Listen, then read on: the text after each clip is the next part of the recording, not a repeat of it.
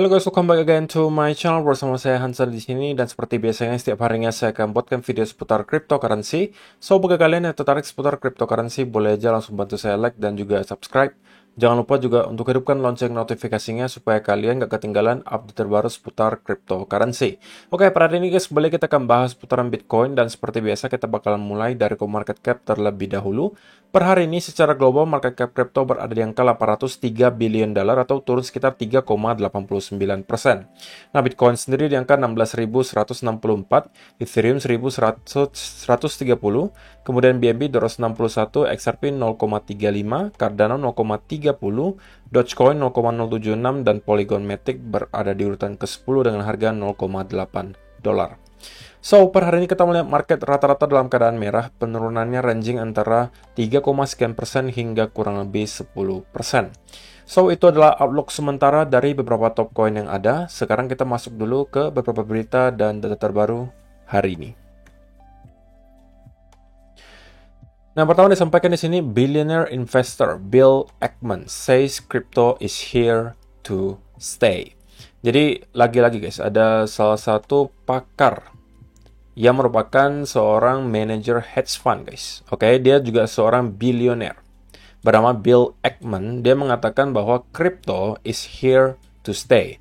Artinya kalau misalnya banyak orang yang beranggapan bahwa crypto akan segera musnah, ini dibantah oleh si Bill Ackman. Kalau misalnya kalian belum kenal, kalian mungkin bisa Google dulu siapa itu Bill Ackman, dan kalian harusnya bakalan lebih percaya dengan perkataannya di sini kalau misalnya kalian sudah tahu siapa dia, gitu ya.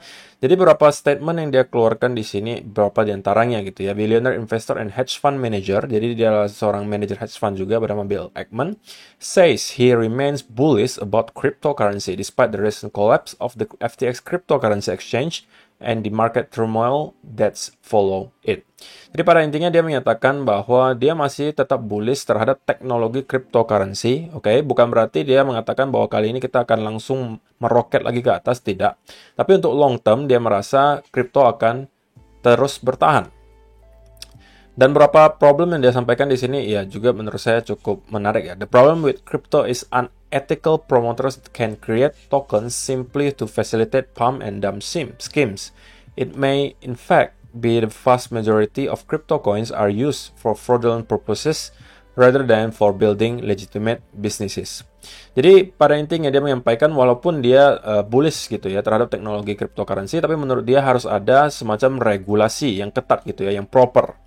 Oke, untuk membuat gitu ya dunia kripto tidak lagi seperti yang sekarang di mana tidak ada regulasi sama sekali, jadi rentan akan project-project yang tidak jelas. Oke, dan biasanya adalah pump and dump schemes. Ini yang sedikit banyak tentunya membuat banyak orang kehilangan uangnya.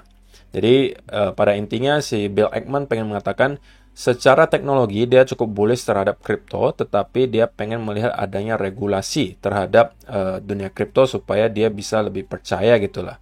Dan dia mengatakan, I was initially a crypto skeptic. I have come to believe that crypto can enable the formation of useful businesses and technologies that could not be created.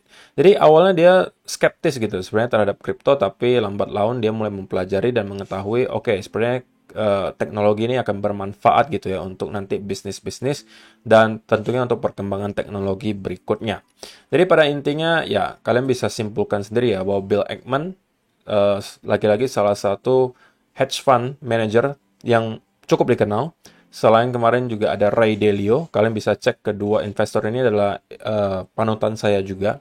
Kalian bisa baca mereka punya buku-buku yang mereka terbitkan. Mereka juga udah cukup dikenal di dunia saham, di dunia investasi. Jadi perkataannya ya harusnya cukup kredibel gitu guys. Dan kedua orang tersebut, Ray Dalio dan juga Bill Ackman, sama-sama masih terlihat cukup bullish ya untuk kripto gitu. Jadi ini yang juga kembali meyakinkan ke saya gitu bahwa saya tidak salah memilih jalan untuk berinvestasi di dunia cryptocurrency. Walaupun tentunya kita sekarang mungkin sedang berada di bear market yang cukup menyakitkan gitu ya. Kita melihat harga terus-menerus drop, tapi pada intinya saya di sini untuk jangka panjang. Jadi semakin murah harganya itu saya anggap sebagai sebuah diskon. Pada intinya itu. Oke, jadi itu yang pertama. Kemudian yang kedua, ini dari Will Clemente, dan ada statement menarik juga dari dia. If I had to show someone four charts to explain why Bitcoin is fine. Jadi pada intinya dia pengen mengatakan, kalau misalnya saya diminta untuk menjelaskan kenapa Bitcoin itu baik-baik saja, maka mungkin saya akan menunjukkan 4 chart di sini. Yang pertama adalah total supply in loss held by long-term holders, yang pada intinya menunjukkan jumlah supply Bitcoin yang dipegang oleh para holder jangka panjang yang berada dalam keadaan loss, dan kita menyentuh ke all time high, guys. Pada intinya di sini menunjukkan bahwa walaupun banyak long term holder yang sekarang underwater atau dalam keadaan loss, tapi mereka tidak melepas barangnya dan terus-menerus melakukan holding. Ini juga tentunya membuat kita melihat total supply held by long-term holders, oke, atau jumlah Bitcoin yang dipegang oleh para pemegang jangka panjang itu terus-menerus secara eksponensial naik, gitu, guys. Oke, dan ini tentunya adalah pertanda baik, di mana berarti makin banyak orang-orang yang percaya akan Bitcoin dan mereka sekarang sudah menjadi para pemegang jangka panjangnya Bitcoin. Otomatis untuk selling pressure-nya, jika semakin banyak long-term holder, selling pressure-nya tentunya akan semakin menipis.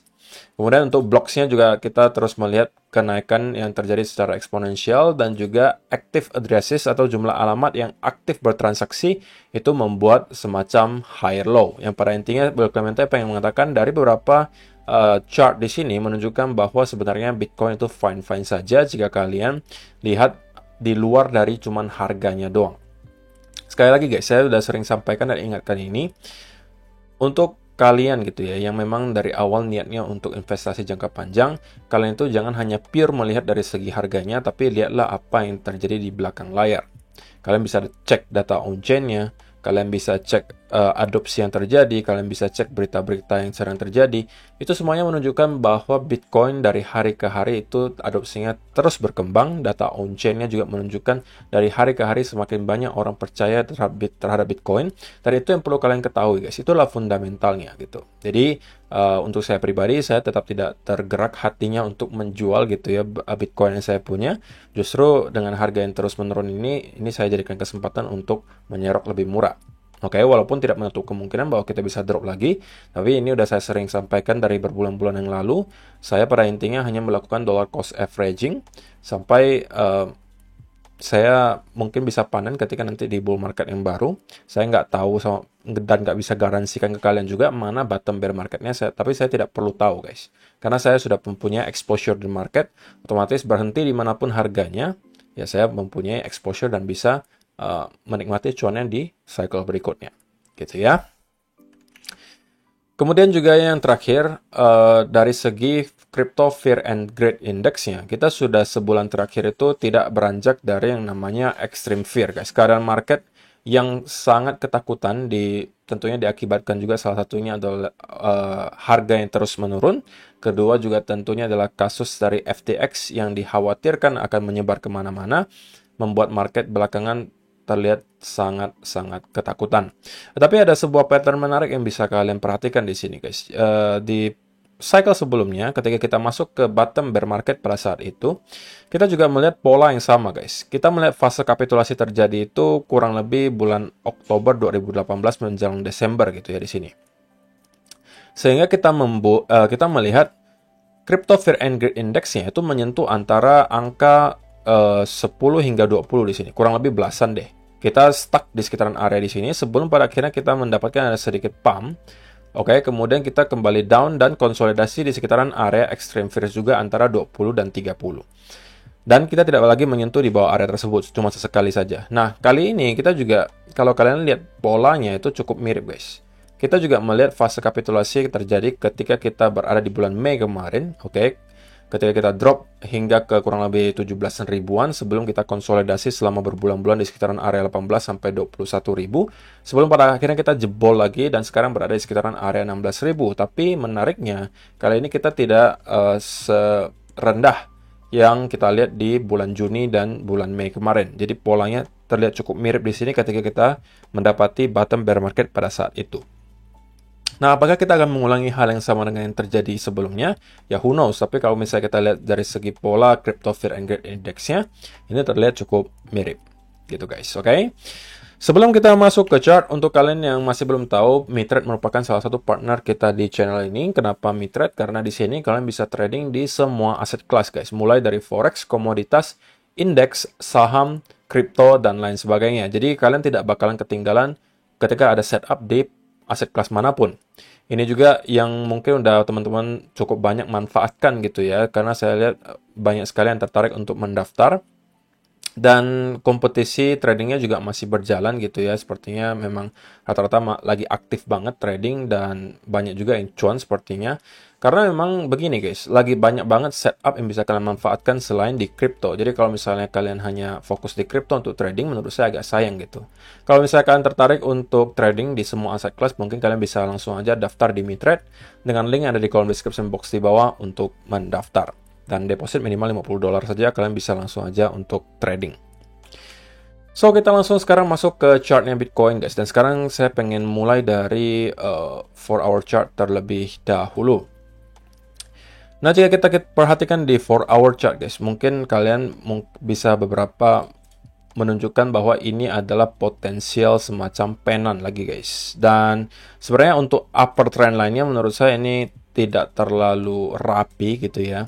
Saya lebih prefer untuk lower trend line ini terlihat cukup valid karena setiap kali kita menyentuh ke area lower trend line-nya, kita selalu mendapatkan bounce yang lumayan signifikan. Tidak terkecuali juga yang terakhir kali di sini ketika kita menyentuh area 15.900 tadi, kita kemudian mendapatkan semacam bounce. Tetapi untuk sekarang guys, ini agak mengkhawatirkan gitu karena kita melihat tadi selling pressure-nya itu terlihat cukup besar. Oke. Dan kalau sampai kita mampu breakdown dari trend di sini kemudian consolidate di bawah area ini sekali lagi bisa jadi saya jadikan untuk peluang short setup menuju ke minimal area 14 sampai kurang lebih 12-an ribu. Itu adalah target range berikutnya. Kalau kita udah nyampe ke area sana, saya udah sampaikan ketika kita berada di area 14.000 sampai 12.000, itu adalah range bagi saya untuk start mencari indikasi pelemahan momentum bearish, plus saya akan cari adanya reversal pattern di time frame yang kecil, dan saya mungkin akan cari swing long dari sana. Tapi sebelum hal tersebut terjadi gitu ya, mungkin ini saya bisa jadikan short setup. Ketika kita sudah breakdown, sekaligus mungkin ada bearish continuation pattern di time frame yang kecil, mungkin di sekitaran 15 minute chart. Mungkin ini saya bisa jadikan untuk short setup. Tapi tidak sekarang ya guys, karena kalau misalnya sekarang kita langsung short berarti prematur. Kenapa? Kita masih tertahan di area trend line di sini. Selama trend line ini bertahan, tentunya kita bisa aja kembali bounce naik ke atas ke sekitaran area 17.000. Tapi kalau misalnya kita jebol ya saya mungkin akan short. Tapi kalau misalnya kita malah bounce dari sini dan bisa break di atas area 17.000, ini justru bagi saya adalah peluang untuk scalping long minimal ke sekitaran area 18.000. Oke, jadi untuk sementara tentunya selama kita di weekly chart bertahan di bawah area sekitaran 18.500, maka di weekly chart kita masih cenderung biasnya ke arah bearish guys. Otomatis probability-nya lebih tinggi adalah kita melanjutkan penurunan, mungkin ke sekitaran area 14 sampai 12.000 itu adalah range-nya. Otomatis sebelum kita mampu reclaim di atas 18.500, saya belum akan mencari untuk swing long. Jadi dua kemungkinan saja untuk saya cari swing long, antara kita break di atas 18.500 atau kita udah down ke sekitaran area 14 sampai 12.000. Untuk sementara bagi saya sell setup atau short setup itu masih lebih aman lah untuk diambil gitu ya. Jadi itu aja sih untuk hari ini guys yang pengen saya sampaikan untuk kalian. Terima kasih yang sudah menonton sampai selesai. Semoga bermanfaat video hari ini dan kita bakalan ketemu lagi di video yang berikutnya. Bye bye.